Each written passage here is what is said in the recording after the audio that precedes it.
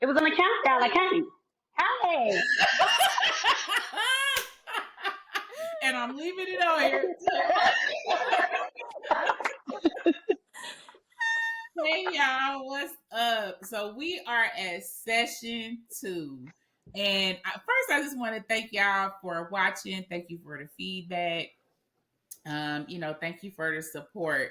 It's so first I wanted to kind of talk about, it's kind of hard to put yourself out there like this. So being able to get some positive feedback and people are actually watching, I think that's just awesome. So I just want to say thank you. And Thank so we're gonna you. yeah. thank you. So we're gonna go into our session 2 topic, I guess. Unless y'all want to say thank you or something else too. No, we're good. Oh, Keep it okay. moving. Keep it moving. Okay, cool. So, session 2 topic is 15 years. Okay, wait. So, I'm going to say what it is, and then we might have to change it a little bit. So, the topic was 15 years ago. What was your ideal husband? And did you marry who you thought that was or who you wanted it to be?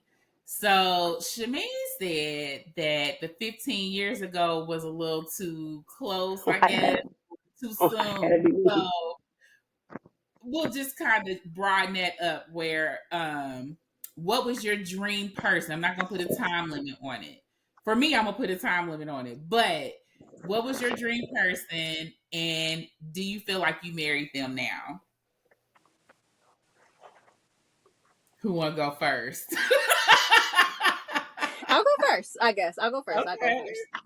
So, 15 years ago, I mean, I guess if we're going to put my age out there to the world, I was, what, about 21, 20, 21. So, I wasn't thinking nothing about no getting married at that age. So I can't really say what I thought I would want my husband to be or whatever. The criteria I probably had about that time in life was over 6 foot, fine, and a few And tattoos have or something money. like Look. that. You know what? I wasn't even really pressed about money seriously because I didn't really want to be in anybody's space for that long a period of time. You know what I Yeah. mean? Like, I wanted to keep it very casual. I just wanted to kind of see you sometimes. So I really didn't care how much money you had for real because I didn't want to spend that much time with you. Ah, you was a man So, eater. so, I was too, so that's why. Hey, we all good. so I probably married probably the complete opposite of all of that. Okay. I don't even think my husband hits 6 foot, first of all. Uh, he's a cutie. He's a cutie. So I will keep the fine mark checked off. He got little dimples and everything. Um, Brown skin, just like I like them. Um, but I definitely looked up with my husband. Like, probably what I wanted back then is definitely not what I needed. And I can definitely say what I have now is definitely what I need plus more. So, I'm happy that I didn't get married back when I was an idiot because I would probably be stuck with some bullshit. So, I'm happy that I got married when I got married and everything is all well. Okay, cool. You next, me. You want me to go? I could go. I could go. Honestly, y'all know that. Well, I don't think the world knows. People who know me know, and understand. First of all, I'm 46. Okay, 46, and so 15 years ago, I was, you know, 31. So at 31, um, and honestly, in my 30s, I still felt like I was in my 20s. So Mhm. even then, kind of, and I was in a new city. I was, in Maryland, and that was, still kind of like a mecca up there. I was in the DC area, enjoying my life. And so, like, getting married and settling down and doing all of that, that still wasn't that wasn't where my life was. As far as a husband and, what I wanted then versus what I have now, I mean, honestly, it is exactly right. He's fine, and I wanted a fine man. He's a little rough around the edges, and I think everybody thought that I needed somebody who um, was a little more meek and who did what I said, and that is not what I needed. I I needed didn't say that. somebody. I never thought that you needed somebody that was meek like that. Well, I'm glad you know. Well, I'm glad you know me then, because that's absolutely what I do not need. I need somebody in my life who will be like, no, no, no, no. You need to not do that. I need somebody who who could tell me no and mean Mm-hmm. it. And that's what I had. I knew that, and I felt like I needed that. I wanted somebody rough around the edges, but intelligent enough to hold a conversation with me and he. And somebody, easy on the eyes. But I knew that I wanted to be married for love, and that is what I wasn't going to settle for that. So I wanted to be in love. I always wanted that. I don't care if I was a teenager. I don't care if I was a grown adult. And that's why it took me so long to get married. I was going to marry for love, period. Okay. And I Period, held boo. out for that. Period, boo. And I held out for that. And so, did I marry exactly who I thought I was going to marry, or what was embodied? Yes, I did, because I married for love. So Okay. I did. Awesome. All right. Okay, so wait. Let me just say, so I always felt like you needed somebody to, clink clink. Nah, we ain't finna do that. Just, Definitely, because you was she was strong. bossy You and could mean and railroad stuff. somebody. Like, yeah, I wasn't even sure if she would ever get married because she was so darn mean. Yeah, yeah. So, hey, we knew what you needed. Whatever. Okay, so let's see, 15 years ago, I was 25, so I am 40. And back then, I had a roster.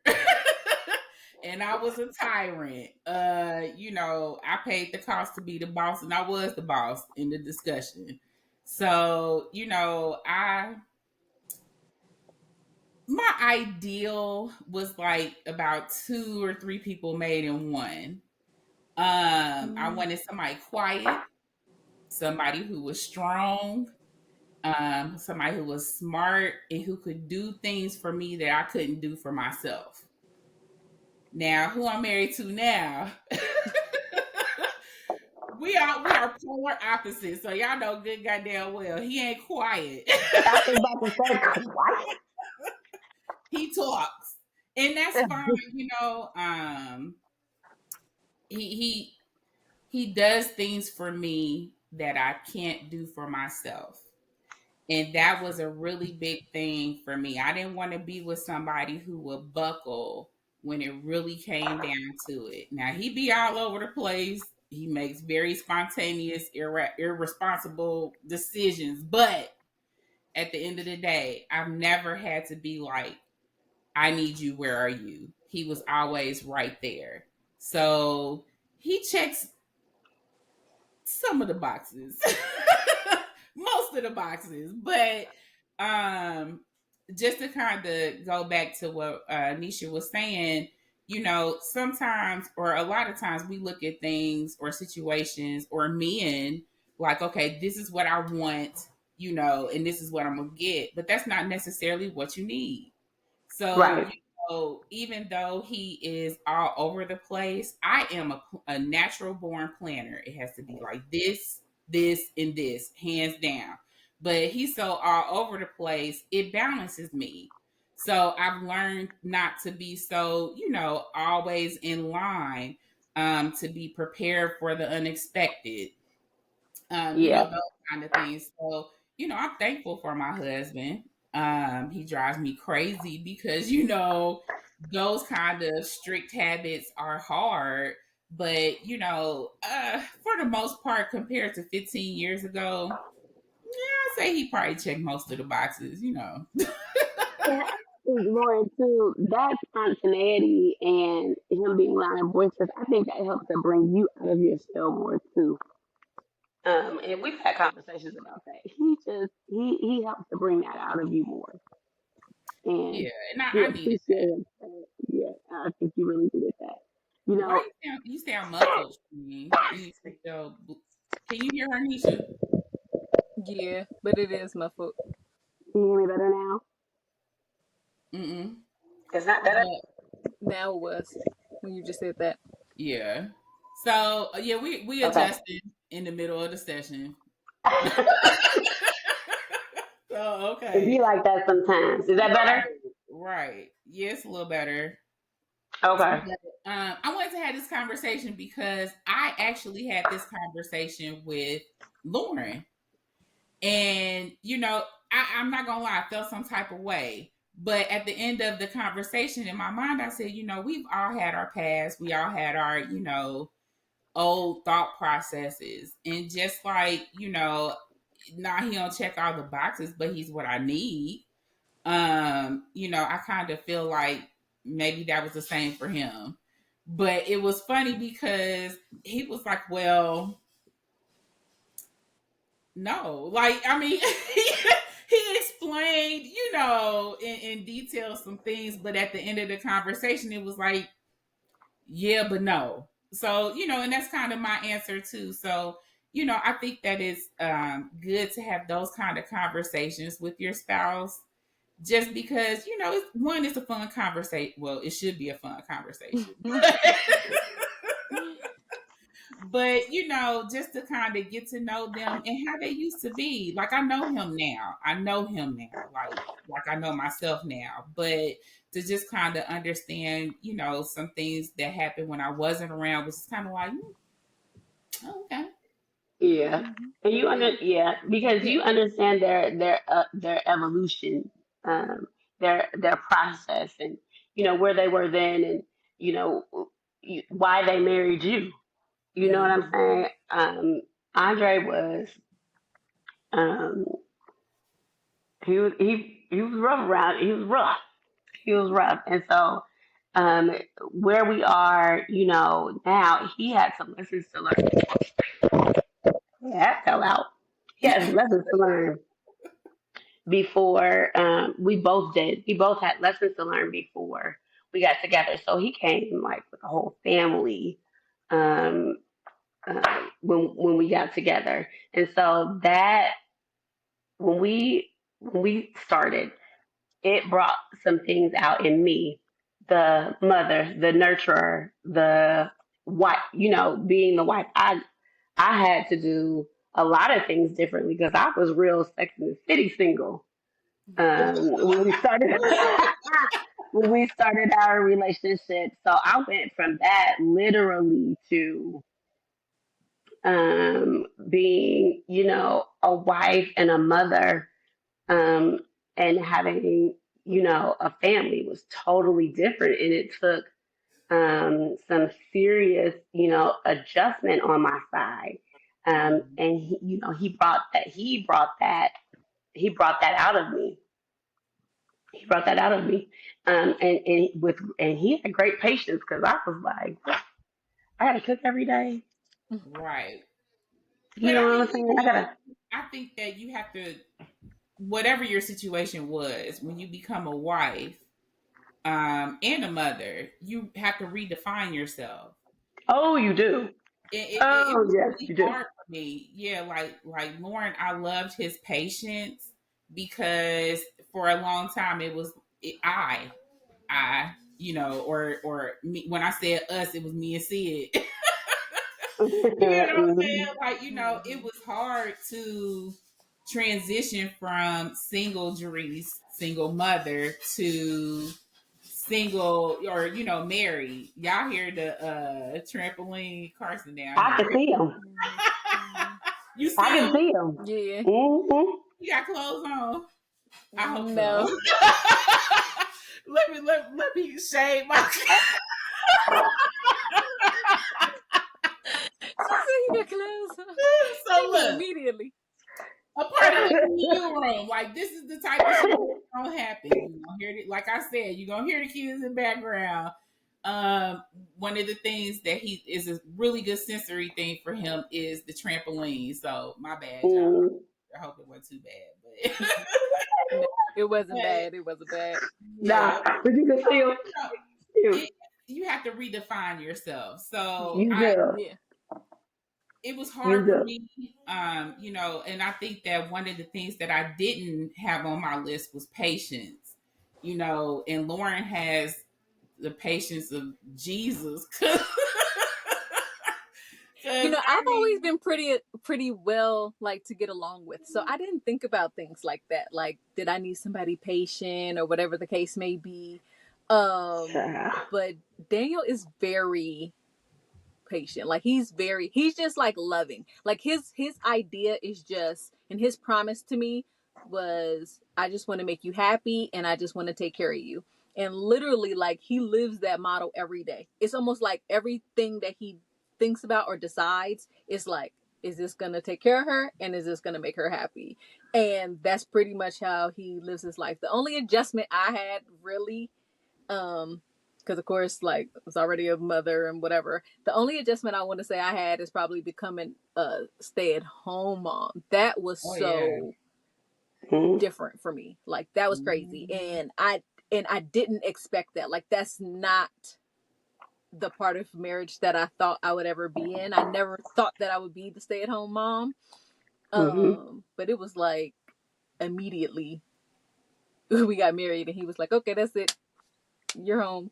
So that was really a big adjustment, but he's always been nice. Like, he's not, I don't ever think he had a rough neck. And I thought I wanted that because I like, what girl don't want to like a little choke here and there or something, Because But jailhouse sex is the best, girl. what?